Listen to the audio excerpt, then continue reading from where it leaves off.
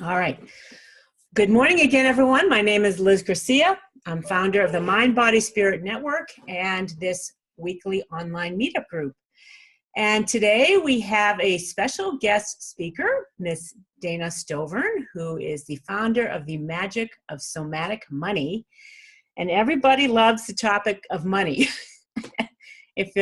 I do a lot of keyword research, and when I go to see how many people are looking for topics about money, it's in the millions. Everyone's got, not everyone, I'm not going to give that to everyone, but some of us have money issues. A good portion of the planet does. So let me tell you a little bit more about Dana.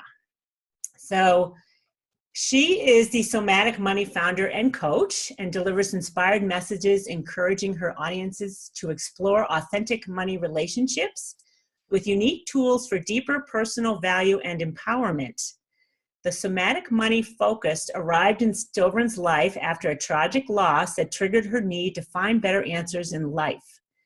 Somatic Money became her necessity of invention that she successfully developed for herself and clients.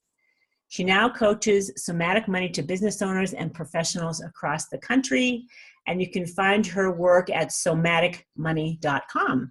And I'll share that link with everybody later because I don't want you to be distracted. We want to hear what Dana has to say. So Dana, off to the races, my dear. All right. Thank you, Liz. Thank you for having me on today. I really appreciate it. It's great to see everybody here today. So I definitely have more information that I can share in 30 minutes. So when that happens, I go to what I call my spirit money team or my spirit business team, and I ask them and I say, okay, what's our focus today? And all they've said to me about our talk today is a story. And I find it really interesting. Is it John? John's the one, he's the story guy. So I thought that was really interesting. So I am going to share my story. The guidance that I'm hearing is saying there's a lot of interconnectedness there. Once I finish sharing my story, I want to share the main Somatic Money practice. It's the foundation of the entire platform that I share through my business.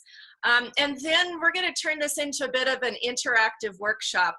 When I was on last week, one of the questions that I put to our group was, through the week, if you could become aware of your languaging around money. That's one of the, it's not the only place that I do coaching work in, but it is a primary place because how we speak about our money is very indicative of what our money relationship is. So what I'm hoping to do is curtail my story a little bit and the concept a little bit so that we can actually get into a little bit of mini workshopping here. And so while I'm talking, if you haven't actually done that exercise, what's your languaging through around money? I want you to be thinking about that because I'm going to we're going to make this a little bit interactive, or I'm going to come back around after the story and the concept, and we're going to start working with some of your money languaging and do that live. So I think that's the context for today. Let's begin. I'm going to begin just real briefly with my elevator speech. The pitch when I'm at a networking event and I tell people I'm the founder and coach of the Magic of Somatic Money, and people go, "What's somatic money?" Well, the word somatic means body. And when you put the word somatic together with money, you get money relationship as experienced through the body. And my job as a somatic money coach is to help my business people get present in their body with their money relationship at a very deep and articulate level so that they can improve their money relationship and improve their finances. And it is amazing how powerful this work is, even at a general level and then at a deeper articulate level. And I'm talking about the cellular level, the quantum light field. So we can get as general and specific with this as we want to. So that's the umbrella that we're working with here. I'm going to go ahead then and cut to the chase and tell a little bit about my story. That's the lean in on the guidance that I'm really picking up on this morning. So let's see. So the story begins from a place of trauma. The setting is Durango, Colorado. I now live in Paonia, Colorado, but this was Durango, Colorado. And I was 9 months pregnant. I was 6 months pregnant with my son. And I had a very rapid and severe onset of preeclampsia that landed me in the hospital with seizures. My blood pressure was topping out at 275 over 175. And they put me into an emergency C-section, and our son did not make it. We lost him. We lost Kenyon, and I was on life support for 36 hours. So medically, there is no reason that I should be here right now. The doctors were shocked that I didn't blow any gaskets, that I didn't have a heart attack, that I didn't stroke out. And I came through that experience fairly fully intact.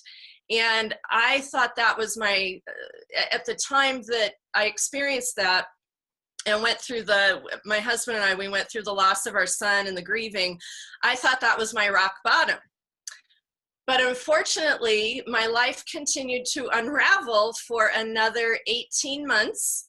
So we lost Kenyon and I nearly died in the spring of 2010. And then my life continued to unravel, and it was the autumn of 2011, that I was physically broken, spiritually broken, financially broken. Were there any other, it was all broken. And I really hit my rock bottom at that point. And I had what I now call a spiritual financial intervention. And literally, my spirit team intervened on my behalf, and they showed up for me, and they showed up in the form of my close friend Mary Alice knew that I was having challenging times, and she invited me to join her at a hotel in Pagosa Springs, Colorado, because she was doing hot yoga in the hot springs at Pagosa Springs, Colorado. So she invited me there. I almost didn't accept because I didn't have enough money to get from Durango to Pagosa. But I figured it out, and I got in my car. I drove from Durango to Pagosa, nearly had a panic attack on the way there, got to the hotel. She was off at the Springs, and I got a key from the clerk and went to the hotel room. And when I walked into the hotel room, I opened up the door and I walked in, and Mary Alice had completely set up the room with candles and aromatherapy and crystals and tarot decks. And so it was like walking into a sanctuary. And I walked into the room and shut the door and collapsed. I completely surrendered and fell down on the bed and just cried and cried and cried. And partway through that, I began to feel energies in the room. And I experienced this ball, this energy, this ball of white light at the side of the bed. And when I tuned in, it was a divine ascended master who was showing up. And I communed with him for a while. And I can't remember what I was told, what happened, but when I came out of that experience, I felt a lot better than I had in a very long time. And in that moment of, he dissipated, but I could still feel energies in the room. In that moment, that opening of that very deep quiet, I heard a voice. I literally heard an audible voice say to me, "Call in your spirit money guide now." And I had two reactions. The first reaction was, I have a what? I have a spirit money guide? Oh my God. So that was my first reaction. And my second reaction was, I'm allowed? You mean, God's not going to strike me down? That's not, that's not being irreverent. And so when I got through my two reactions, that I have a spirit money guide and that I could call him in, I went for it. So I got into lotus position on the bed, and I audibly called in my spirit money guide, and I'm very used to having my spirit team show up when I call them in. And when I called in my spirit money guide, nothing happened. Nothing. And that's when I thought, wow, I'm screwed. If I go to call in my spirit money guide and he doesn't show up, no wonder I'm having such struggles financially. And at the time I was a spiritual coach. I was making less than $20,000 a year. It was a huge struggle at that point. And so it made sense to me that, hey, if I'm having trouble with my finances and I go to call in my spirit money guide and he doesn't show up, like, that kind of made sense to me. By calling in that spirit money guide, it created a shift in the energies in the room. And instead of my spirit money guide showing up, I felt a vortex open, an energy vortex open to my right side. And kind of like the Christmas Carol, kind of like Scrooge, who got taken on the trips to his different lifetimes, I energetically got sucked down that hole, that vortex, and I felt the angelic realm with me. And I went on 3 shaman journeys that night to 3 different lifetimes, deep in my past, showing me the stress, the duress, the torture, the fear that I had functioned under to provide my gifts for people. And these were very, very severe situations. And during those visits to those lifetimes, I was shown energetically the healing and energy work that I needed to do in those lifetimes. And we did that evening. And every time I would go to a lifetime and then do the work and then come back, I would hear that voice again say, call in your spirit money guide. And I would call in my spirit money guide and he wouldn't show up, and we go on to the next lifetime 3 times. I was exhausted by the end of the evening. I was totally exhausted. But that last trip into that last lifetime, and I returned, heard the voice again, calling your spirit money guide, and I called him in, and he showed up. He actually showed up, and he showed up in front of me as he was about a little shorter than 5 feet tall, bookkeeper, male, 1940s, wire rim spectacles, 3-piece tweed suit, pocket watch with a chain across his belly, and then I could see like handwritten ledgers and abacus and all the things of a bookkeeper from the 1940s. That was him in his energy field, and he showed up for me. And ever since then, that was 2011, ever since then, he has been with me to work with me with my money relationship. And it's grown from there, from not only him being with me, but it developed into what I call my divine financial light team. So when I need help with my money and my finances, I call in my spirit money guide and my divine financial light team. And so I have a whole crew. And it was the first time in my life, and probably many lifetimes, I felt like I had an ally with my money and my money relationship, and I didn't feel stupid about money anymore. I didn't feel like I had to act like I knew what I was doing when I didn't. And what I have found is that when I tell this story to my audiences, one of the things it does is, first, it lets you know that you are not alone with your money. Every single one of you, yes, I'm special, but I'm also not special, because we all have spirit money guides. So you have your own spirit money guide, and you also have your own spirit money team or spirit business team that can help you with your money and your business. And the second thing that comes out of this story is you totally have permission to ask for help.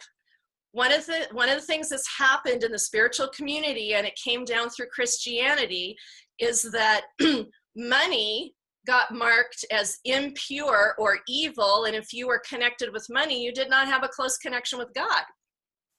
We are crossing back over that path where we are able to say, we can be in high vibration with money. Money can be a vehicle for good.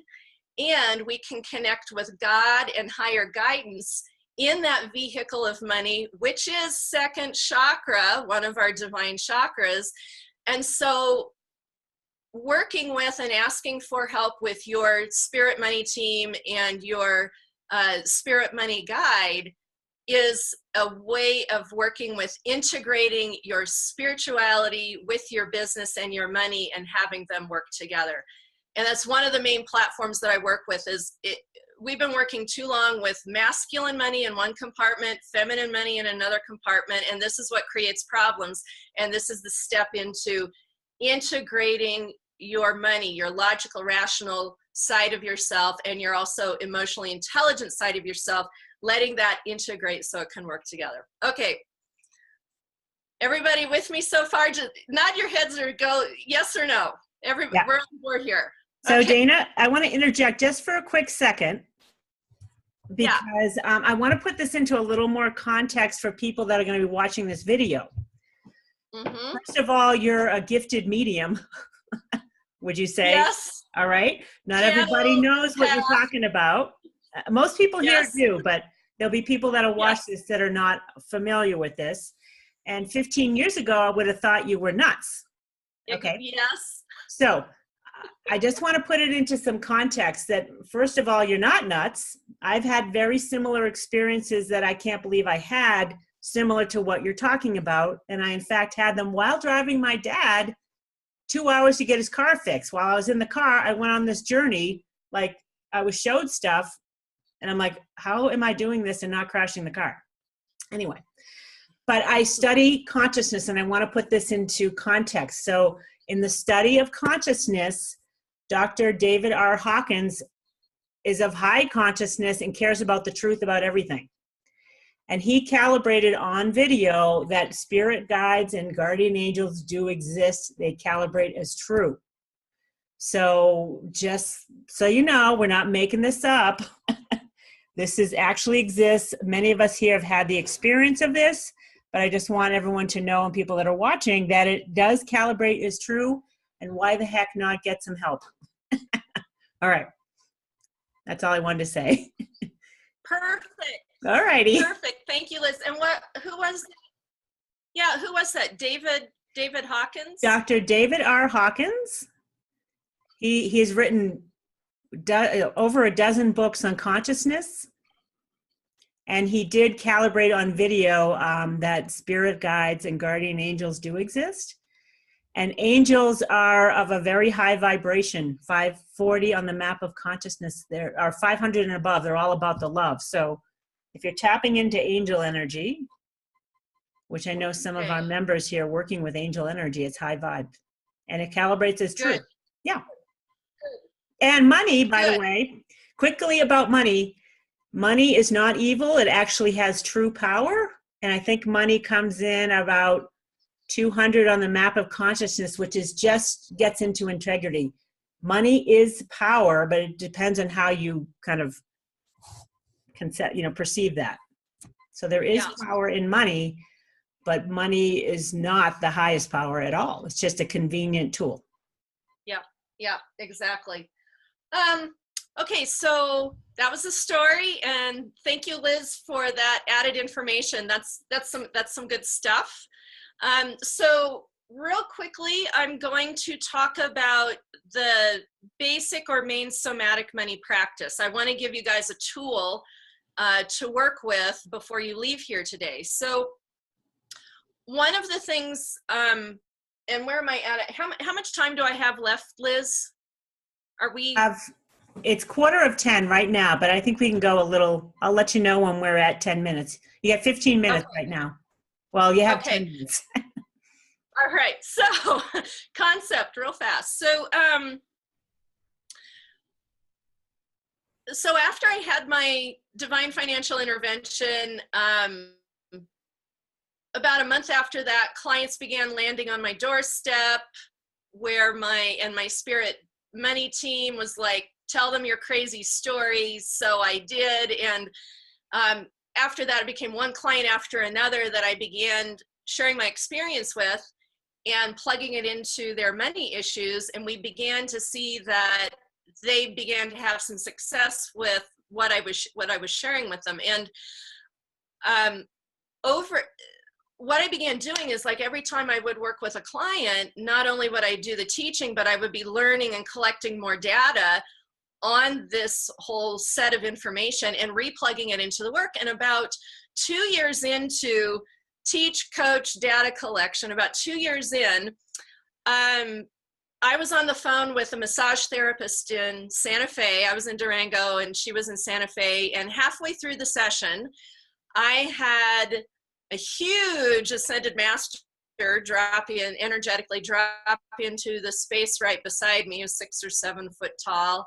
And he boomed out. He said to me to ask this woman, Diane, the message was, ask Diane if she was in her body the last time that she transacted money. And at the time, Diane and I were working on a money problem set, a money issue. I call it money projecting. We take patterns that are going on with money and we do money projecting and troubleshooting. And so I asked Diane the question that this ascended master put to us, and she tuned in on it and she said, Dana, the moment I handed my credit card to the cashier to make my purchase, I flew out of my body. And in that moment, that became the cornerstone of my work, because I did a survey after that. And what I discovered is that even though we're in the consciousness community and we're doing mindfulness work and awareness work and presence work, is anyone present at the money transaction point? And what I found out through my casual survey was that about 70% of the people at a transaction point are not present at their money transaction point. Now, given that's a loose or a casual survey, but that speaks volumes. And so from that point forward, one of my biggest soapboxes is, and my tool is, are you present in your body at the place where you transact money, at your money transaction point? Because your money transaction point is both an inner world and outer world reflection of the mechanism of your second chakra, which is sacred. So are you present at this sacred point of the exchange of releasing money and receiving goods and services, or providing goods and services and releasing money? It's a very sacred transaction point. And so here's the practice. The practice is either before the transaction, or if you can during the transaction, or replaying the transaction and getting present with it. It's very simple. You're doing your breath work, so you're breathing. You're doing your presence work of breath work. You're allowing yourself to come to your center. You're anchoring in with earth below, heavens above, white lighting, and getting very present with that interaction going on. Now, here's the key piece. This is the point where people usually spiritually mask or spiritually bypass and try and start doing gratitude or manifestation or law of attraction and abundance and all that stuff. You don't want to do that. You just want to get present and observe what's going on in you, outside of you, and do your data collection there. And I have had people take this simple singular practice and transform their money relationship with it. I've got stories I could tell. We don't have time for that today. But if there's one thing you're going to do with your money relationship, use this practice, do it over a period of time, and begin to see what pattern data you're getting back, and also notice how it is changing the very context of how you relate and interact with your money at that transaction point. Retail space, bill paying, budgeting. This literally is bringing masculine money in and integrating it with your emotional money intelligence. There you go. So Dana, then when you go to do this auto bill pay stuff, you got to be present with that too, like just once, or go back and be present with it. What do you think about that? Is it just a one-time thing? I would say you want to be really present with it at the time that you set it up, and that you would want to intermittently check in with it, because I think one of the things I found out is no two transactions are the same. And no two persons are the same in relationship with their money. We're talking about very articulate, detailed, creative, expressive space. So it regularly changes, and it's good to, if you're doing an auto pay, I would say semi-regularly check in with that and see where you're at with that. Very important. Okay.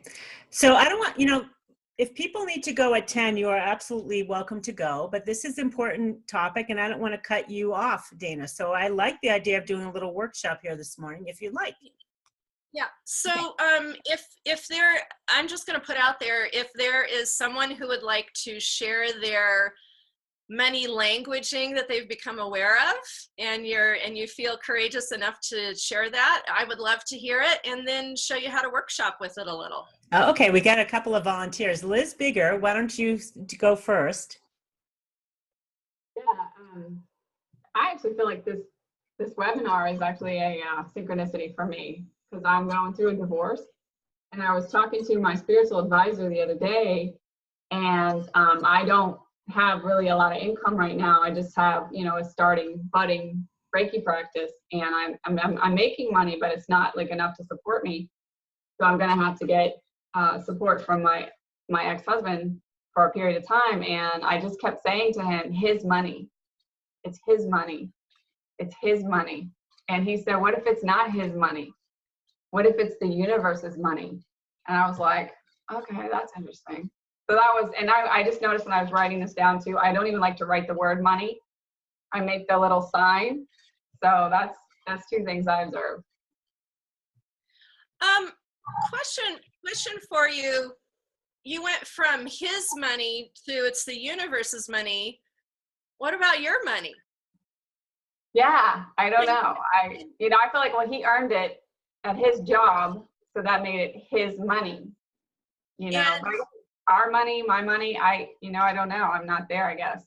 Okay, so this is what I would suggest that you do. So write down each one of those line items. His money, universe money, your money, our money.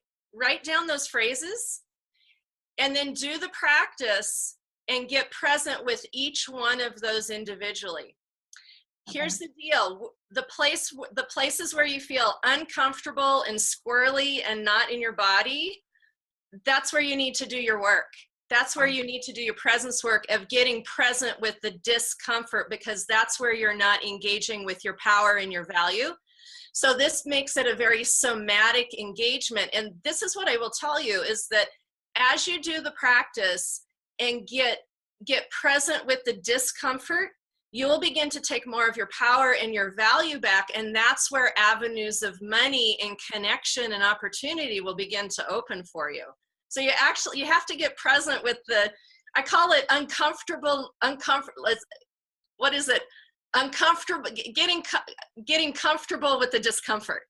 That makes sense. Something else that I was going to say too, I leave my body in the money transactions too. Like when people pay me, like I don't even want to touch the money.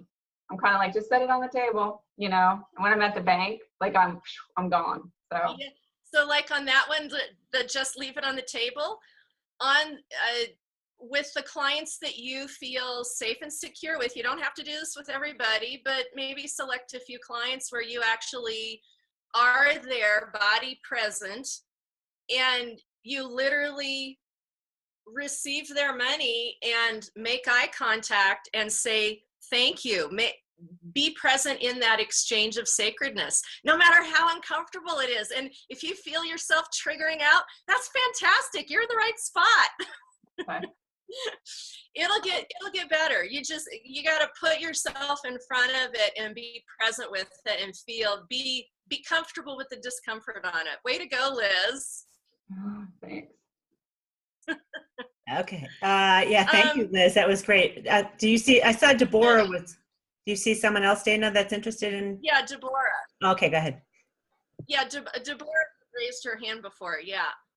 Yeah, I had actually several things that I noticed, and it's in different situations. I think I'm sending the universe mixed messages, because I'm saying in my business, I have to make money, and then in the next breath, I'm saying I have enough money. And so it's just kind of like, you know, an imbalance there somehow. It's always never in the right position. And I was at the beach this weekend. I was trying to pay attention to my money. I have trouble spending money. And one of the things that I always say is, oh, I can't have everything I want, or I need to see I have to see a payoff for money that I spend before I spend it. Okay. So which one of those do you want me to work with? I think I feel like I have enough money, I have to make money, and I have enough money are connected. But if you have to choose one of those, I would say I have to make money. Okay, so let's take this. So one was I have to make money, and the other one was I have enough money. Okay, so that money languaging lines up along one of our natural somatic default lines that I call duality and polarity.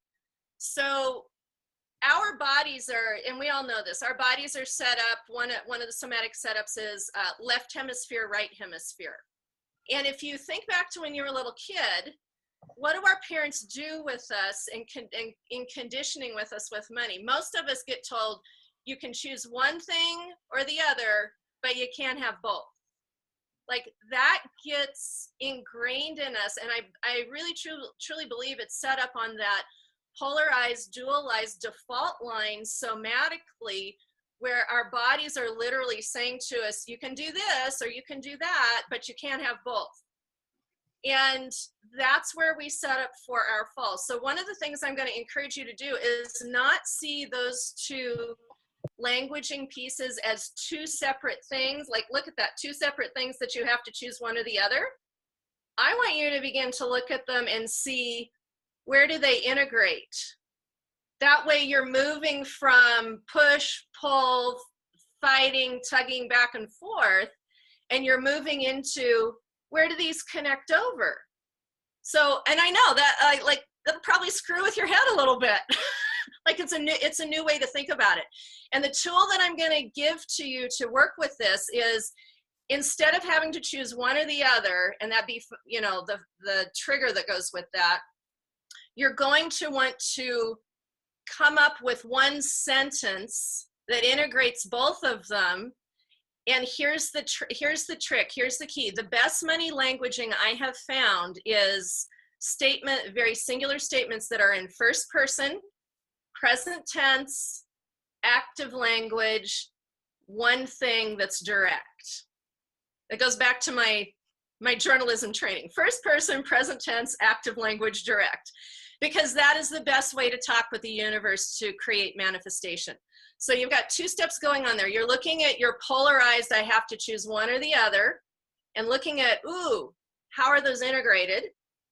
And allowing yourself to be guided in a singular first person, present tense, active language, direct statement that manifests money in the direction that you want to go. Did that make sense? It absolutely did. Thank you. Okay, excellent question.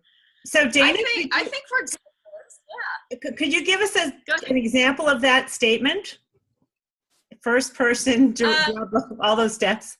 So just from the concept today, here's one that you can work with yourself.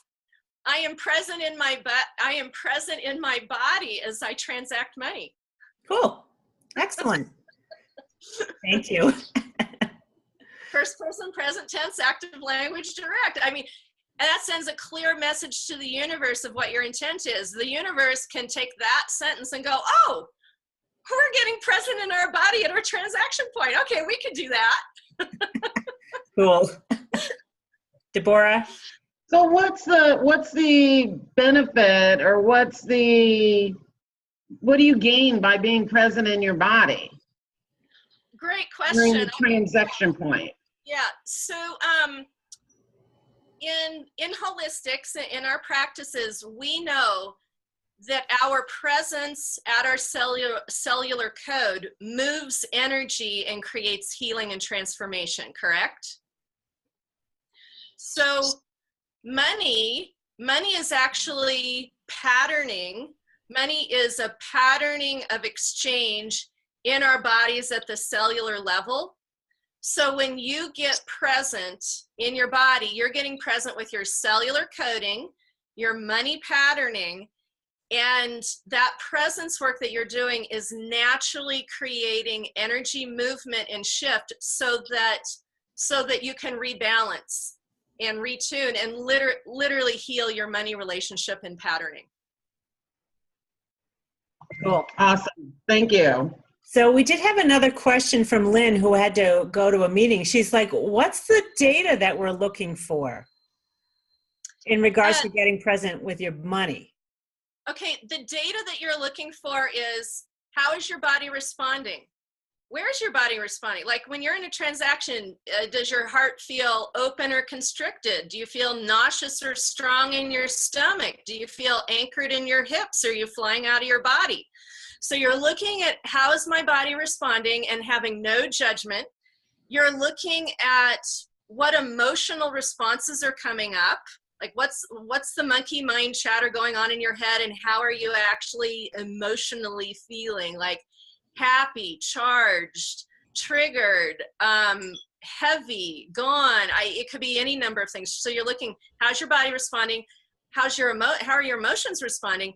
And what patterns, like as you do this over a period of time, you're going to begin to see patterning, both in what I consider authentic money blueprint space, but also heavy shadow karmic money space.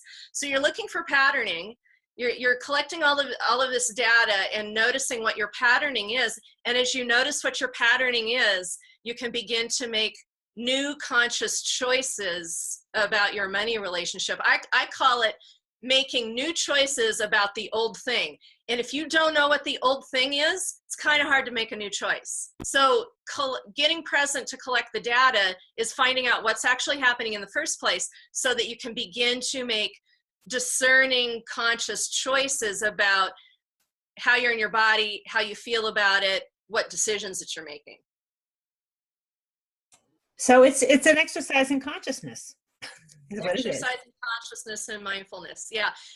And we've all been taught to, a lot of times we've all been taught to shut down, run away, trigger out, and not do changes. And that's all the old crap. And we're basically standing in front of it going, out of the pool, we're gonna do the new thing. Okay, I'm taking that phrase, trigger out. I love that. All right, so one last thing that could be helpful to anyone watching this is journaling about this could be very powerful, and writing down your observations. And in my study of consciousness, journaling opens the heart, which is a very powerful center. On the map of consciousness, the heart power is like 575, whereas the lower centers are in the mid 200s. So if you're journaling about money, you're using heart power and consciousness to kind of put that intention in a powerful way.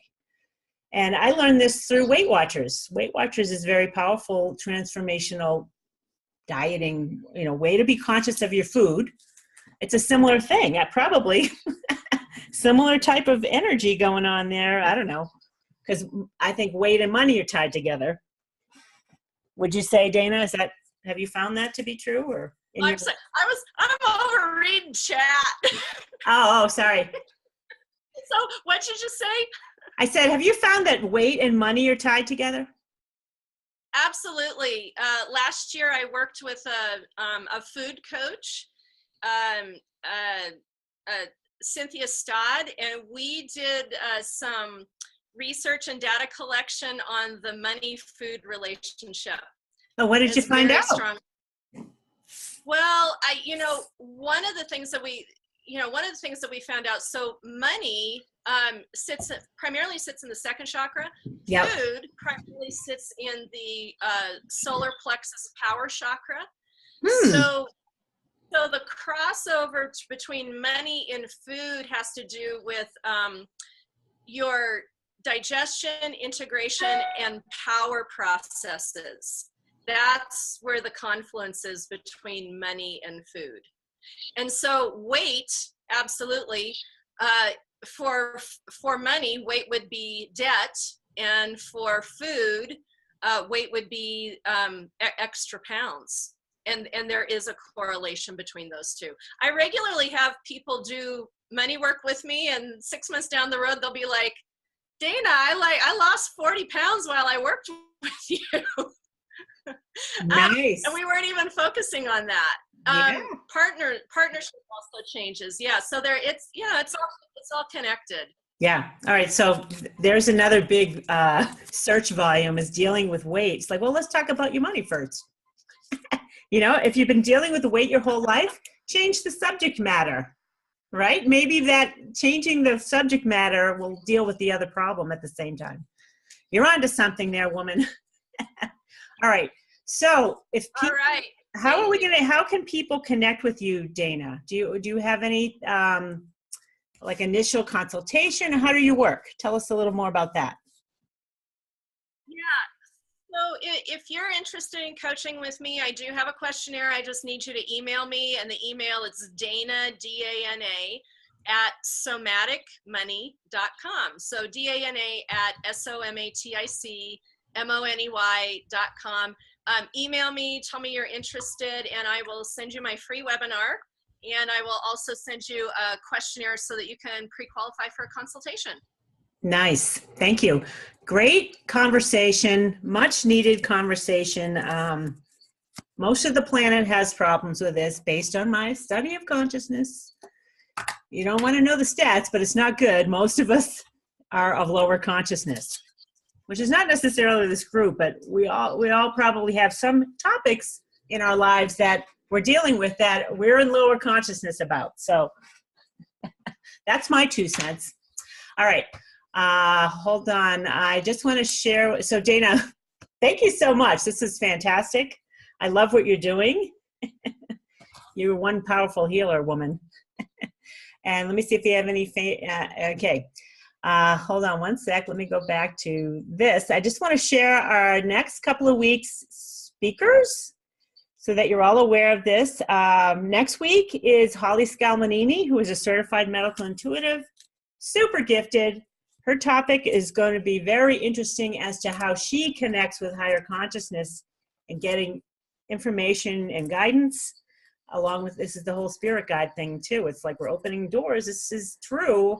There is much higher consciousness where we come from, all of us, than here on planet Earth. So why not open up to that? And she's going to talk to us how we can all connect to that higher awareness. And I did want to ask you, Dana, how do you call in your financials? How do you do it? Like, what would you do? Because tell us how you do it so we can just follow. And then how do you know they show up? I just simply say, all right, team, I need your help. Come on in. I say I call in my spirit money guide. I call in my divine financial light team, and I'll ask them to help me with things in general. Hey, could you help me out today? Or I'll ask on specific topics of, hey, I need money to come in for my husband and I so we can make sure the mortgage payment lines up this month.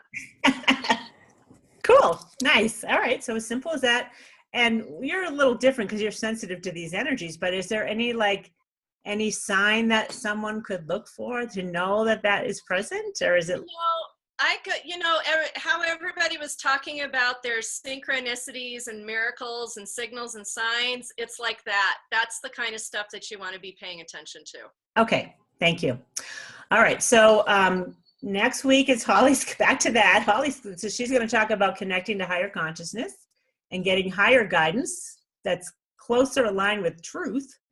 Because we all, we don't know what truth is. The mind is a little, simple, can be. It's like believes everything.